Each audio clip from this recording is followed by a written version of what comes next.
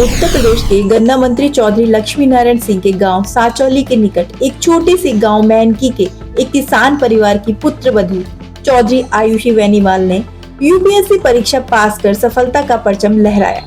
चौधरी आयुषी बेनीवाल अपनी ससुराल में गांव की बहु बेटियों के लिए प्रेरणा का स्रोत बनी है।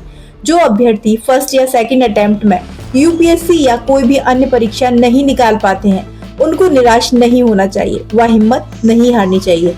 कठिन परिश्रम और लगन के साथ मेहनत करनी चाहिए, अवश्य ही सफलता मिलती है। आइए दिखाते हैं आपको आयुषी बेनीवाल के इस मोटिवेशनल इंटरव्यू में। मेरा नाम आयुषी चौधरी है। मैंने इस वर्ष यूपीएससी की परीक्षा में 290 रैंक हासिल की है। ये मेरा चौथा प्रयास था। और अगर मैं एजुकेशन की बात करूँ तो मैंने बीएससी और एमएससी मैथ्स में किया है और उसके बाद मैंने प्राइवेट सेक्टर में भी कुछ वर्षों में काम किया है और अभी भी मैं कार्यरत थी, मतलब वर्किंग प्रोफेशनल होते हुए ही ये एग्जाम का है। अच्छा, आपका फर्स्ट अटेम्प्ट था या किस तरीके से, मतलब कौन सा है ये? मेरा फोर्थ अटेम्प्ट था। पिछले 3 प्रयासों में मैं 2 में प्री क्वालिफाई नहीं कर पाई थी और 1 में मेंस क्वालिफाई नहीं कर पाई। अच्छा, आपके अंदर ये प्रेरणा कहाँ से आई कि मेरे को मतलब यूपीएससी क्रैक करना है या आईएएस या आईपीएस या आईआरएस कोई ऑफिसर बनना है? मैम, ये प्रेरणा मुझे अपनी मम्मी से ही आई है। मेरी मम्मी आंगनवाड़ी में है और वो जब भी अधिकारियों से मिलती थी तो उन्हें लगता था कि मेरी बेटी भी एक दिन ऊंचे पदों पर जाए, तो उनसे ही सबसे ज्यादा प्रेरणा आई।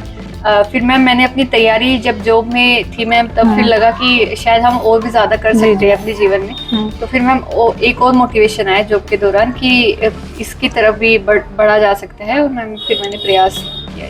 अच्छा, आपके घर में और कौन कौन है? मैम, एक मेरा छोटा भाई है, वो अभी इंडियन एयरफोर्स में है और मम्मी पापा है और ग्रैंड पेरेंट्स। अच्छा, तो जैसे आपने जो अपनी तैयारियां करी थी वो किस तरीके से, क्या स्ट्रेटेजी, जैसे जो हमारे दर्शक देख रहे हैं, जो युवा देख रहे हैं, उनके लिए थोड़ा सा प्रेरणा मिलेगी, किस तरीके से आपने स्टार्ट किया? तो सबसे पहले मैं बताना चाहूंगी कि जब भी आप इस एग्जाम को स्टार्ट करें तो पहले सिलेबस को समझे, फिर PYQs को देखें कि एग्जाम की डिमांड क्या है, इसको सबसे पहले समझे और फिर अपनी एक रणनीति बनाएं। अपनी टाइम को डिवाइड करें कि आप कितने महीनों में पूरा सिलेबस कवर कर पाएंगे, एक महीने में आप कितना कवर कर पाएंगे और फिर उसको वीकली और डेली टारगेट्स में डिवाइड करें।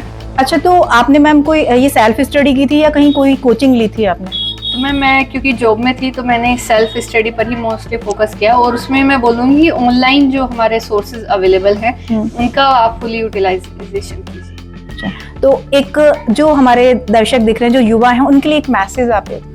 मैम, मैसेज यही रहेगा कि आप अभी उस फेज पे हो लाइफ की जिसमें आपके अंदर बहुत ज़्यादा पोटेंशियल और एनर्जी होती है, तो आप उसका भरपूर उपयोग कीजिए और एक अच्छी डायरेक्शन में एक गोल बना के अपनी लाइफ को एक अच्छी डायरेक्शन दें। और आप ज़रूरी नहीं है कि यूपीएससी की परीक्षा में ही आए, और भी बहुत सारी परीक्षाएं हैं, पर आप ये कोशिश कीजिए कि आप समाज और देश के लिए कुछ कर पाएं। अच्छा मैम, एक लास्ट क्वेश्चन आपसे कि जैसे जो बच्चे बेशक वो यूपीएससी क्रैक करना चाहते हैं बट उन्होंने साइंस फील्ड चुना है, जैसे कि इंजीनियरिंग कर रहे हैं, तो ये कहते हैं कि ह्यूमैनिटी से ज्यादा इजी पड़ता है, बट उन्होंने साइंस का फील्ड चुना है, तो उनके लिए आप किस तरीके से मतलब एक मैसेज देना चाहेंगे? मैम, आजकल तो काफ़ी बच्चे साइंस स्ट्रीम से ही आ रहे हैं एग्जाम में। मैं खुद मैम साइंस स्ट्रीम से ही पढ़ी हूँ पूरा अपना ग्रेजुएशन पोस्ट ग्रेजुएशन।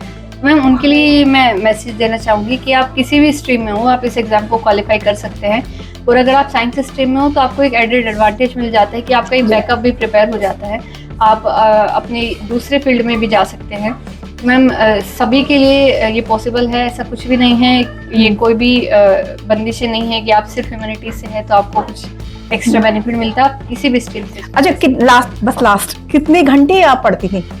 मैम, जब मैं वीकडेज में होता था तो मैम 5 to 6 आवर्स, और जब वीकेंड हमारे आते थे क्योंकि सैटरडे संडे ऑफ होता था, मैं फिर मैम 10 to 11 आवर्स भी कोशिश करती थी। तो आपने देखा किस तरीके से आयुषी बेनीवाल ने बताया कि उन्होंने कितना कठिन परिश्रम किया तब जाके इस यूपीएससी की परीक्षा को क्रैक किया।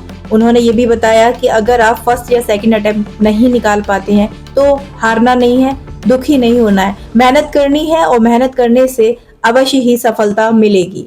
आयुषी बेनीवाल ने अपने पूरे गांव परिवार का ही नहीं, पूरे क्षेत्र का भी नाम रोशन किया है। आयुषी बेनीवाल गांव की बहु बेटियों के लिए प्रेरणा का स्रोत बनकर उभरी हैं।